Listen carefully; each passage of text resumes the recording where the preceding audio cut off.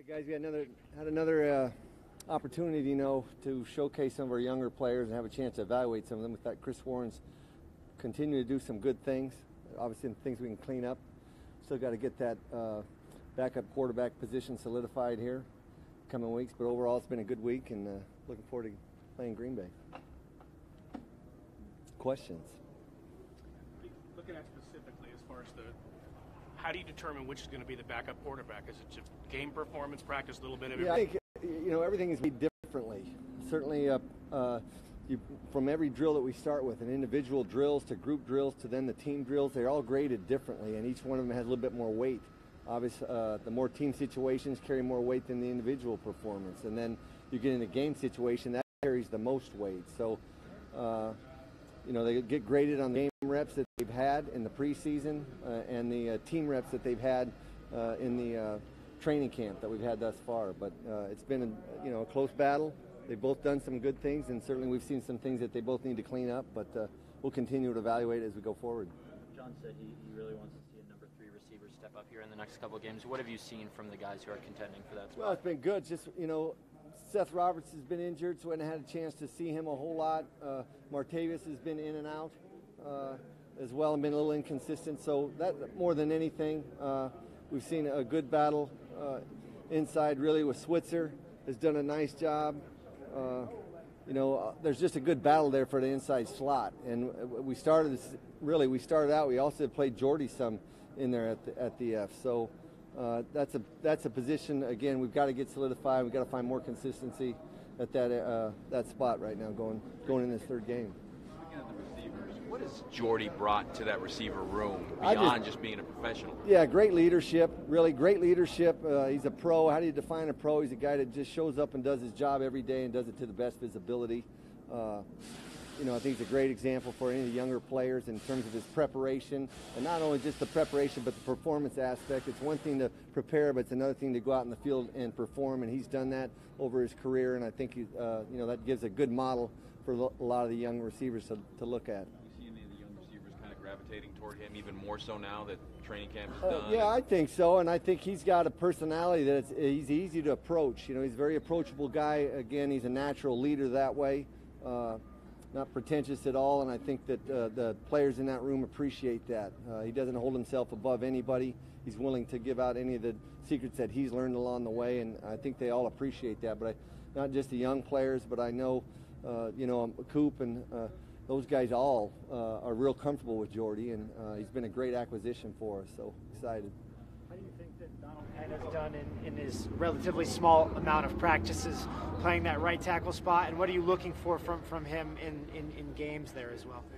He's had a good week. He really looked very natural from the first day we put him out there, and that was extremely encouraging because he hasn't played that position throughout his career, but he looked very natural there. I think we still got to get him in shape, and he's been working out here after practice, and I think our training staff and strength staff's doing a good job with that. But just getting himself game ready. It's been a long time since Donald's played a game, and it's been a long time since he's been able to practice a full practice. So this week's been a lot about conditioning, and he's having to play himself into shape. So I think Tom Cable's also done a good job of monitoring that and monitoring his conditioning up to this point. But as far as playing the position, again, he looked very comfortable there. We've seen him a couple different times be very willing to go over to Colton Miller, who can be kind of quiet, and work with him. What about that dynamic? Yeah, that's been, again, a credit to Donald Penn for the way he's approached this change. The minute we talked with him about making the move, he was on board with it. He's been on board with it since the move's been made, which was day one. And when that was proposed to him, he said, I'll do whatever it takes to help the team win. So really says a lot about the man and about the player. So and again, you'll see him with Colton offering tips much like Jordy does with the wide receivers. Donald's played a lot at that position and played at a very high level, so I think his experience in that room has been very beneficial for the young tackles, both Parker and Colton. So. The lion's share of all the lowering the head penalties are coming on defensive players, but there have been, I think, 8 to 10 of them that have gone on for offensive guys. How are you instructing offensive players regarding that rule? Well, we've had the officials have come in and presented the rule change to us and showed us video, but you read about it. Even they're saying now that they're going to come back through again with another video, kind of trying to explain that rule. And again, it doesn't happen very often with the offensive players. Don't see a lot of the lowering of the head other than the running back position, the ball carriers, and we've always talked to them about trying to lead with your face up. So it really hadn't been a big issue, an emphasis on our side of the ball. But we'll look forward to seeing the new tape and the new explanations of how they're going to call that when the regular season gets going. A couple, I guess, errant snaps and quarterback fumbles these first two games. How do you get those fixed? Yeah, that's been very disappointing. Really, last week when you look at that, certainly there wasn't a lot of offense installed for that game plan against the Rams. However, anytime there's sloppy play, footballs on the ground, false starts, penalties, that's the unacceptable part. That you see in there, and it doesn't matter whether you're a first-year player or a veteran trying to keep your job. That's just unacceptable football, and that was the disappointing coming out of there. It wasn't so much of the the execution part of it. It was just the sloppy play, and that was a disappointing part coming out of that game. How much do you need to see veteran backs like Marshawn and Doug Martin in game action? Is that beneficial to them, or are they doing enough in practice to be ready for something? Well, we had a good physical practice against Detroit, and we've had some physical practice early in training camp, but I think we'll get out here into this third game here and we'll get those guys a chance to get hit. I think they go throughout training camp. We do a lot of thudding. We do a lot of ball security drills offensively for the running backs, poking and prodding with different type drills, but until they get out in the field and actually get a live contact, I think it's a different mindset. So we'll get those guys some carries, give them a chance to get a couple thuds, and then we'll get them out. Consistency is a word that John has used a couple of times when it applies to Martavis as well. Is that something you need to see in performance and practice, or grasp of the playbook, or where do you need to see more consistency? I think everywhere, from the meeting rooms to the practice field to the games. Just consistent level of performance, and again, it starts with the preparation. But all of these players get graded every day at practice, as well as the game. So it's just again trying to eliminate some of the dips in play. And certainly we know there's going to be some mistakes, and there will be a little bit of dips along the way. But the less that curve goes down, then the better off we'll be. So eliminate those real low moments there with some of those guys. And again. It comes with experience, and the more experience in the offense that they have, I think the more consistent they'll have a chance to become.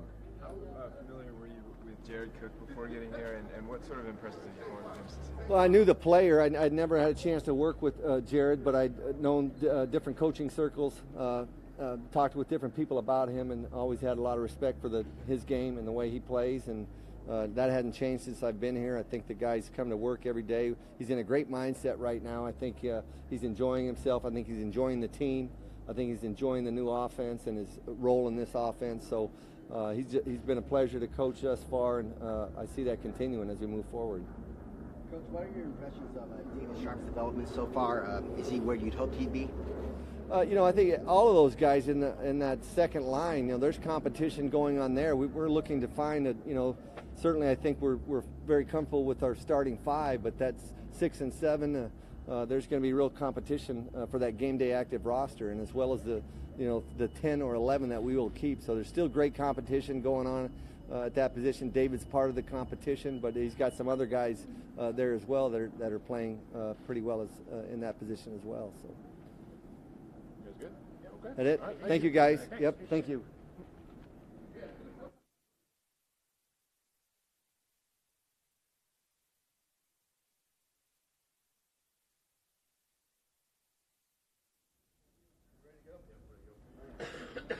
How you doing? All right, doing good, guys.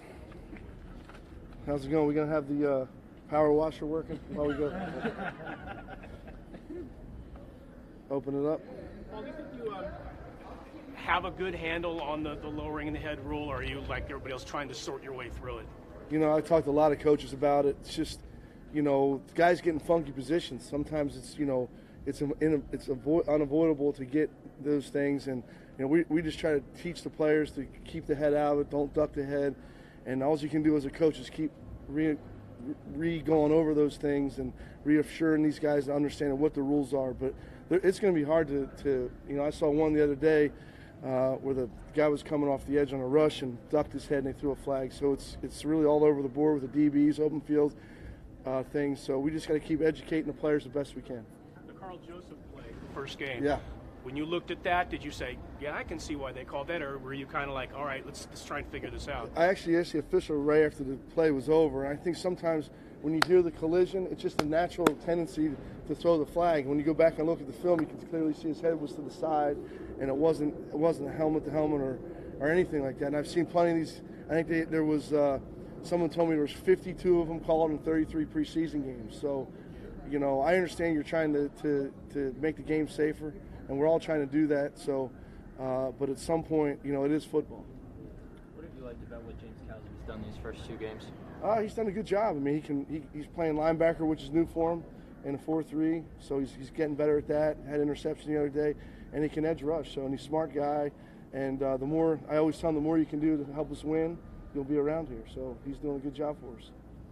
Some of the younger players have cited Leon Hall and Emmanuel and Reggie for being helpful in terms of learning this scheme. How much of a benefit is it to the coaches to have players who can kind of guide them through, some parts of your system? I think it's important. I walk by the locker room all the time, and they're talking through some of the things. So when you have guys that have been in the system and seen these things in games and different scenarios, it's always helpful to have guys in the locker room, on the field if something happens, to understand what those adjustments may be and things that are going to come down the road as we get moving with these things. So it's important that we have those guys that are familiar with it. It's certainly helpful. P.J. Holland, in regards to him just coming from where he's coming from, Sam Houston State, I know you have a soft spot in your heart for guys from small schools, but is he further along than where you would have thought given the jump in competition level that he has to make? Well, that's always a question mark. Coming from a smaller school, can he handle this level? And like I said, I've studied inside pass rushers for a long time. The size, the strength, the speed, all the characteristics you're looking for, and that kind of 3 technique for us on our defense. So, all those things match up. I always tell the coaches when you're doing the evaluations of the college players, don't look at the helmet. Look at the player and see what he's doing. And obviously he wasn't invited to the combine, but he did a real good job in his pro day. And so, no, I'm not surprised. I just think that initially he got in here himself and then realized, man, I can play at a high level here. So once he got his confidence built, I think the sky's the limit for him. Was there a turning point for him with joint practices, or is it something where it just kind of something lit up in him? In the spring we're in short, so it's hard for the D-line and really the O-line to really get a good gauge of what it's going to look like. I think the first couple of days in pads when we were doing pass rush, you started to see the explosive get-off that he has and the movements that he has, and he's strong as an ox. So I think it was really early in training camp that I realized that we got a special guy here. Now that Garyon has started to put practices together and got some game, can you see sort of a increase in what you're looking at? Same thing with him. The more he plays, the more confidence he's going to get and all those things, whether it be covering a guy, tackling a guy, whatever it is, blitzing, whatever it may be, he's feeling more confident in the system. The more he's out here, the more he is going to feel confident because we're going to put him in positions in practice that, hey, this is a one-on-one, this is your play to win, and he's been answering the bell. Obviously, one of your last year's starting safeties on the market now. Has there been any discussion about potentially bringing him in, and what do you like about him? No, I was kind of surprised they let him go. George has been a really good, steady player for them for a long time. Really developed through the system, knows it inside and out. But I've been really kind of concentrating on getting ready for this ball game and really evaluating the guys we have at safety. I like our safety group. We got a lot of different kind of abilities back there. Guys who can cover, guys who can hit and play the middle of the field. So I'm really focused on getting those guys better. You got Arden Key into a game for the first time there. What did you think of just the handful of snaps that he played? He did okay. I think he was a little bit disappointed in a couple of his rushes. But, hey, it's his first NFL game. I said, relax, go out there and do what you do. You try not to overcoach those kind of guys because they're Arden's special at what he does, rushing the quarterback. So hopefully he'll get some more snaps in this game, and we'll have him ready for the first week. You rushed him exclusively at right end. 7 of his 8 rushes were on 3rd down. Mm-hmm. I know it's the preseason, you're only showing so much. Is that just a small example of your guys' usage plan for him, or is that a pretty good indicator of what you might see? No, we just, because he was coming off that injury, we just were limiting the snaps to 3rd down for that game, just because we didn't want to give him 35, 40 snaps on the first game. So that was the plan going in, get him in there on 3rd downs, let him rush, and then, as we go to this next game, we'll play a little bit more. Yes, sir. All right. Good. All right, guys. Thank you.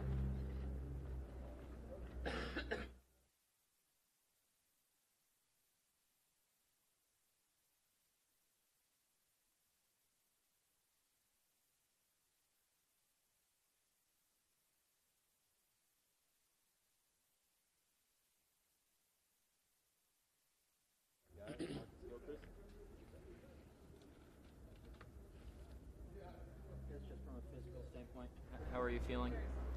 Feeling good. Wasn't able to practice for a bit, but always mentally there, taking mental notes, mental reps. So feeling good from that aspect. Marcus, as a defensive guy, when you look at the lowering the head rule and the way it's been called sometimes in the preseason, do you think you have a handle on it? Do you know what it is? Or are you still kind of wondering what you can do? Or are you just going to play and let the chips fall where they may? We do a good job of trying to teach the right technique. Unfortunately in this game sometimes you get in a position to where, things happen and, you just got to adjust. Being a DB, that's our job anyway. You get beat sometimes, certain things don't go your way, you got to adjust. So I think just from that's the standpoint we're trying to look at it from. No matter what happens, we're just going to have to adjust to it. Do you feel like you do need to change or at least keep in mind the way that you're playing or the way that you're carrying your head when you're out there now that this rule's in place? For my speaking personally, for my career, I've never really had a problem with it. So, I'm just continue to do as I've been doing, and if something happens, then I'll have to adjust from there. But this upcoming game is the third exhibition. It's said to be a dress rehearsal for the regular season. Obviously, you've played a number of third exhibitions over your career. What's the value in this extensive preseason time, getting that much action together as a unit for the first time off of preseason? It's tremendous value going out there and being able to play for an extended amount of time, really getting a feel for playing a long time because, before you know it, week one is rolling around. Guys get to play together even more, so, just not even in practice, you're getting to be able to play with a guy, in the game format definitely does tremendous things for us.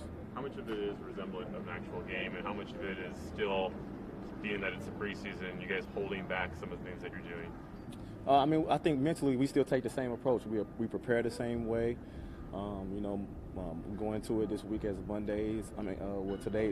Yesterday was like a Wednesday, so you prepare for what you normally would on a Wednesday, and then today it's like a Thursday, so you prepare for what you regularly would prepare for. So you're just treating it the same. How much are you looking at the Packers actually from a game plan or scouting standpoint? Are you getting a sense throughout the week of who you're facing, or is it still more about you guys? I think it's a mixture of both. We're still doing things to try and work on us and try and get the defense down pat, all the while still, looking at certain things that they do so we can better prepare ourselves for this game. Do you feel like you're limited at all anymore in the way that you're moving around, or are you pretty much ready? No, if I'm out there on the field, I feel like I can be productive. So I think I'm pretty good. Just ready to get out there and excited to play football again. I feel like you were able to stay up to speed with all the defensive concepts and everything while you were out. Yeah, I think that's one thing we do a great job of here on the coaching staff is getting guys ready, and even if you're not practicing or you're not involved physically, they make sure mentally that you're engaged in meetings, engaged in practice and things of that nature. When you have somebody like Melvin on one side, a vet who's gone up against a bunch of number one wideouts and won those battles, what's it like to have a guy like that over there? Do you just kind of have confidence, hey, he's going to do his job, he's going to be where he needs to be? I think we have confidence in everybody. Mel's a guy that's been in the league for a long time now, and he does a tremendous job. And the long guy that can get his hands on guys and had experience with guys. But I think a lot of our guys are Connolly, of course, Hamilton, Sharice, all of our corners have been doing a good job. So, I think it just goes back to what we've been doing with the defense. We've been teaching guys, and getting everybody involved. So, no matter who's out there, we can get production. A couple more guys. All set? Thank you. Hey, thanks for your time. Thank you. Yep.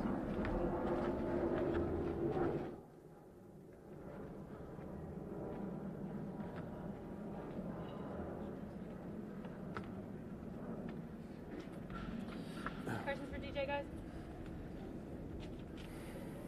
Derrick, do you think you have a good handle on the way that the lowering the head rule is going to be legislated this year?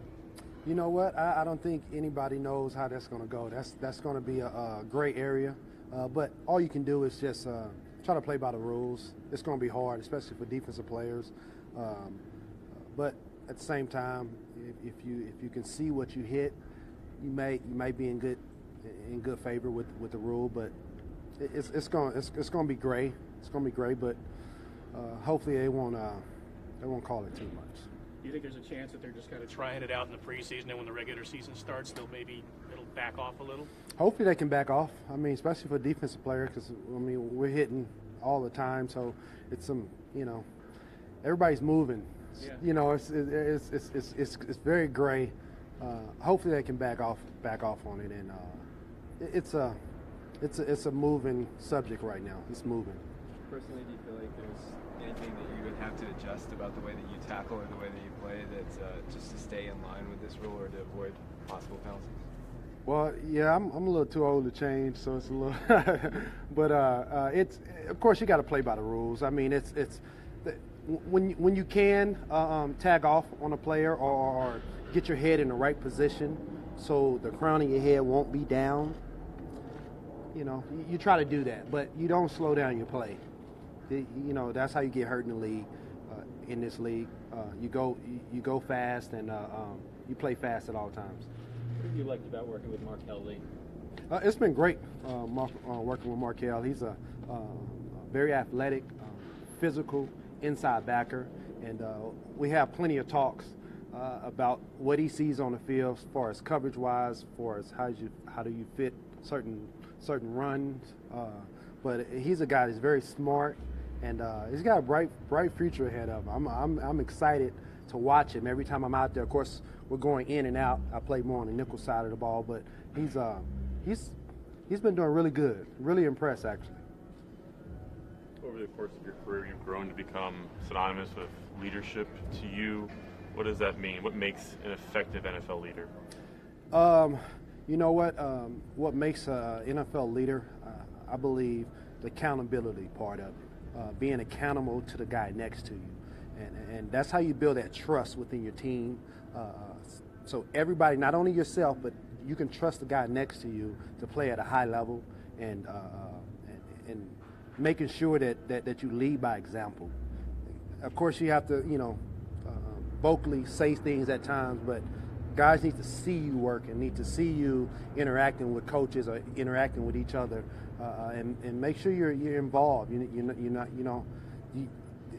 Being a leader is hard, but it's one of those things. If you're going to be a leader, you got to be accountable. You got to start with yourself first, and then make sure the guy next to you is accountable, so you can trust each other. How did you go about instilling that? New team, new locker room, guys who haven't really seen you work. How do you instill that when you're new to a club? And as you mentioned, lead by example. I'm sure a lot of it falls on just learning for yourself the playbook. Yeah, it's a little harder when you come to a new environment. Coaches are new, players are new, but I've come into this league. I've been playing. This is my 14th year, so it's some respect that's already hovering over me already. So what I do with that, as far as what I do with that influence, kind of leads me into a leader position. And right now, this is a team that has a lot of veterans on there and a lot of young guys. I don't have a lot of guys in the middle. It's either veteran or older guys or younger guys. So it's a good mix that we have going on here. So, and Coach Gruden is a big guy of making sure the leaders and the veterans on the team are taking these young guys in and take them under their wing. Derrick, as a guy halfway through the preseason, what are some of the good things you've seen and what things you need to see get shorn up a little bit? Well, your mindset during the preseason is always it's not as good as you think it is. It's not as bad as you think it is. Just keep getting better. And right now, that's where we're at. Starters, we'll play a little bit more this third game, so that'll be exciting to see. We didn't play at all last week, so it's all about getting better in the preseason, staying healthy and getting better in the preseason. Derrick, Derrick, as a guy, like you said, you've been in the league for a while now. I would imagine it's got to be the first time that you've had a female strength trainer in Kelsey Martinez. How different, how unique, how cool is that for somebody like yourself? You know what? I congratulated her a couple weeks ago because I saw it in social media that she was the first female athletic trainer, and that's pretty cool. That's a pretty cool honor, being around a bunch of alpha males, but to actually have that sense of pride and then that confidence that she has in the weight room. It's unbelievable. I mean, she could definitely outwork me for sure. What's it been like working with Whitehead a lot, just in terms of on-field chemistry, especially in the nickel?